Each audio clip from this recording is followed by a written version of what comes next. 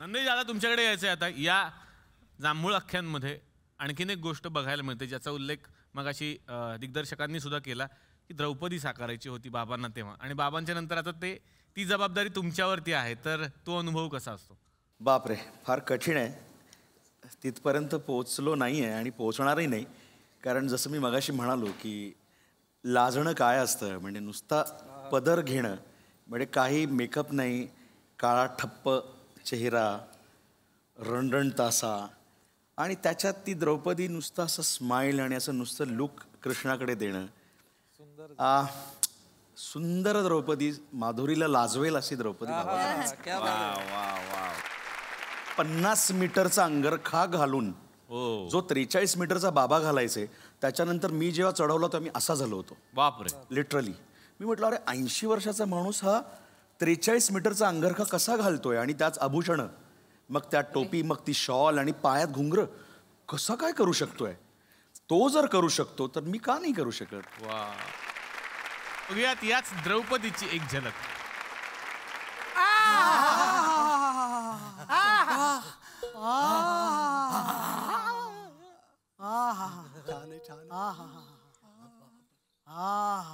पाच पांडव द्रौपदी संघ कृष्णदेव जांभूळ बनात आला. कळलं का गडा? कळलं की. अरे जांभूळ बनाची घनदाट गा छाया सगळ्यांच्या मनाला पडली गा माया.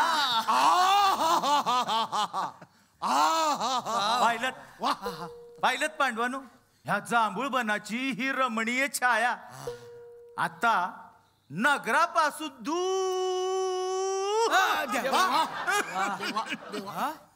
वय झालंय. आता नगरापासून दूर आल्यावर मनाला किती आनंद वाटतोय. काय झालं? अरे काय? अरे आनंद झाला. आनंद झाला. असू दे. भगवंता, आपण योजना ते योग्य बघूनच.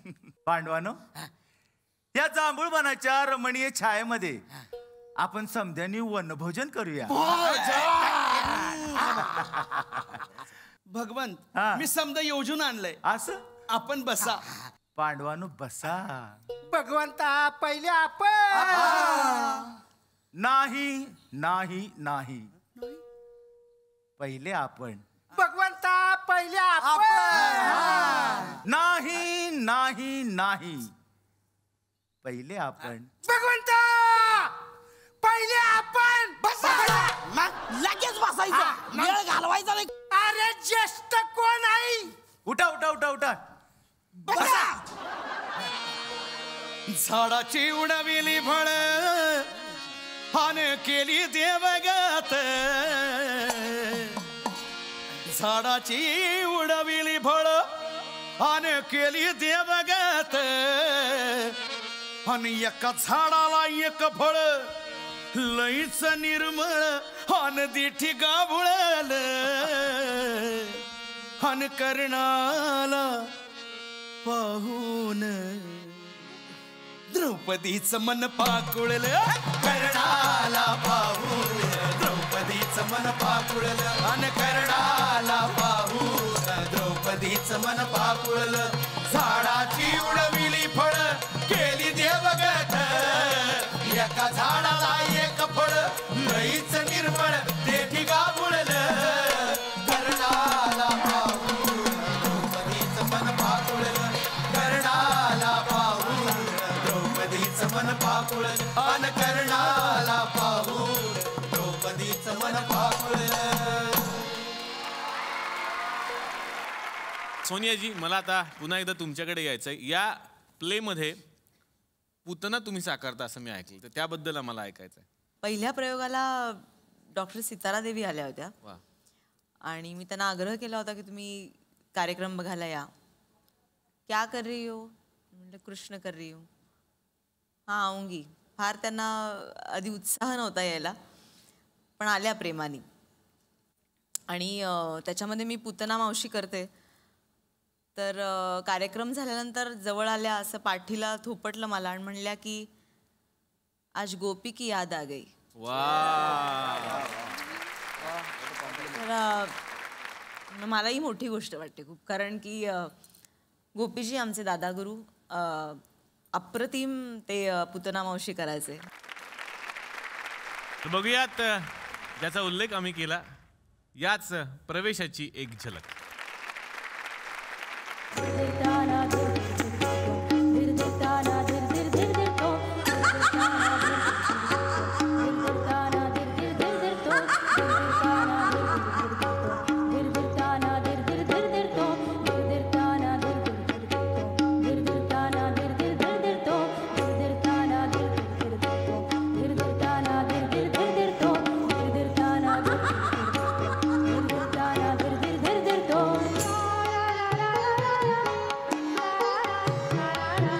गोकुल में आ गई पूतना, गोकुल में आ गई पूतना, गोकुल में आ गई पूतना, गोकुल में आ गई पूतना, कृष्ण वध के लिए कामना, कृष्ण वध के लिए कामना, गोकुल में आ गई पूतना.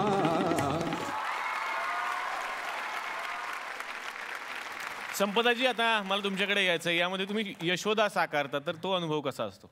यशोदा याच्यात साकारत असताना मला असं वाटतं मी संपदाच आहे, कारण मला प्रेम करायला आवडतं सगळ्यांवर, आईसारखं.